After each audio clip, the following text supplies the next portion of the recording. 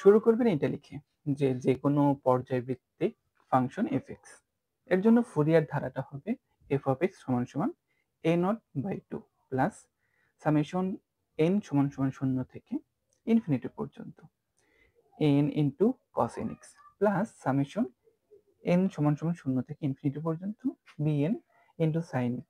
এইটা হলো আপনার ফুরিয়ার ধারা এবং এটার ক্ষেত্রে ব্যবধি হলো -π থেকে +π পর্যন্ত। আর এখানে দেখেন a0, an এবং bn এই তিনটাকে মূলত বলা হয় আপনার ফুরিয়ার সহগ এবং এগুলোই আমাদের নির্ণয় করতে হবে। তো শুরু করবেন কিভাবে, মানে কিভাবে নির্ণয় করবেন?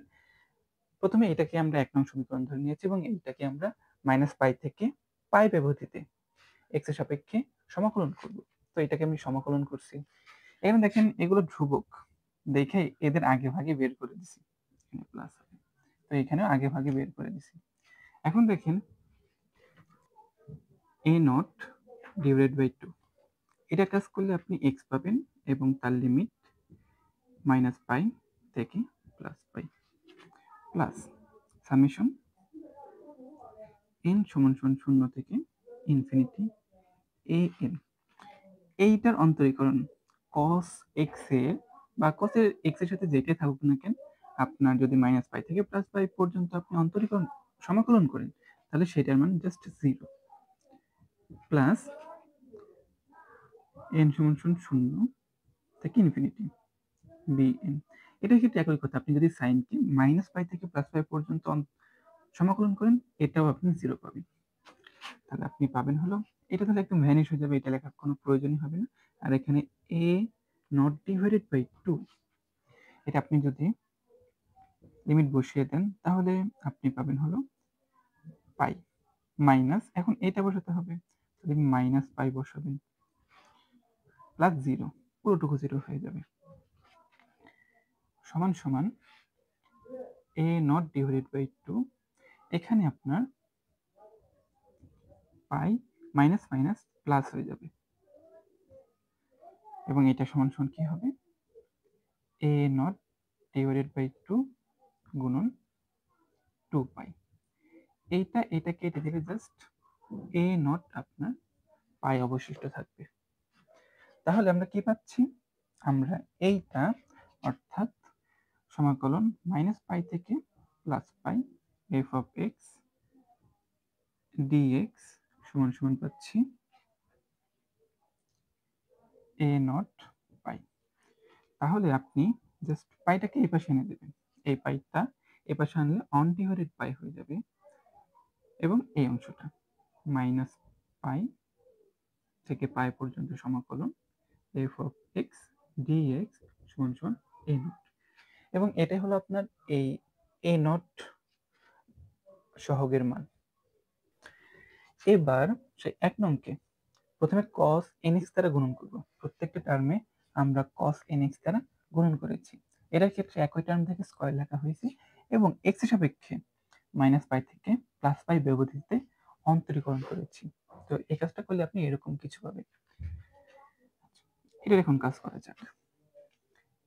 a0/2 এটার অন্তরীকরণ সূত্র অনুযায়ী 0 প্লাস সামেশন n সমান সমান 0 থেকে ইনফিনিটি an। এইটুকুর অন্তরীকরণ সরাসরি মান পাই সূত্র থেকে প্লাস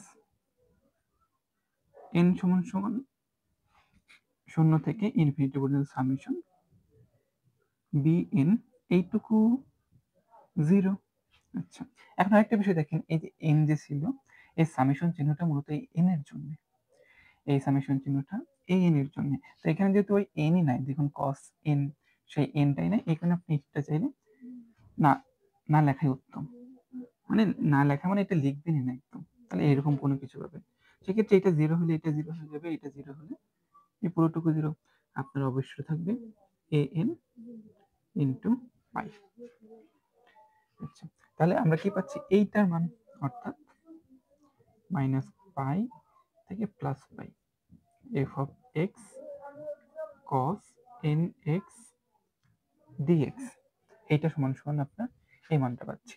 তার মানে আমরা এটা লিখতে পারি, এটা জাস্ট আপনি পাইটাকে এই পাশে পাঠিয়ে দিলে সেটা 1/2 পাই হবে ইন্টু সমাকলন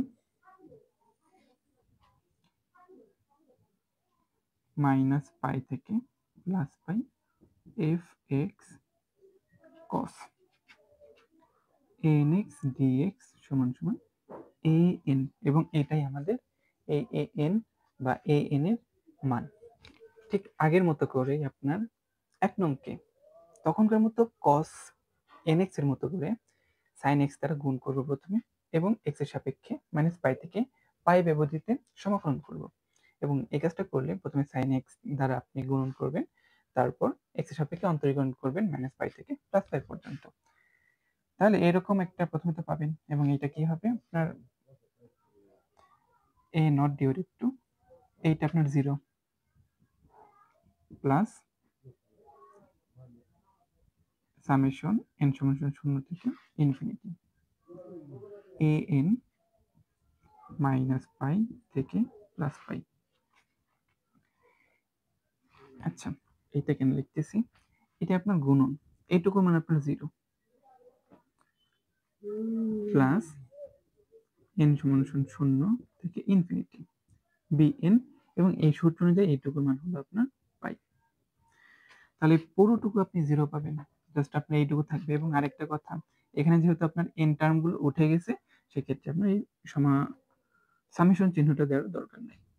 তাহলে আপনার থাকবে জাস্ট bn গুণন পাই। এখন এইটার মান আপনার এইটা মাইনাস পাই থেকে plus pi f of x sine n x dx সমান সমান bn গুণন পাই। সেক্ষেত্রে আপনি জাস্ট কি করবেন, এটাকে এই পাশে নিয়ে আসবেন, 1/পাই হবে মাইনাস পাই থেকে plus pi f of x sine n x dx সমান bn। তো এইটা হলো আপনার bn এর মান।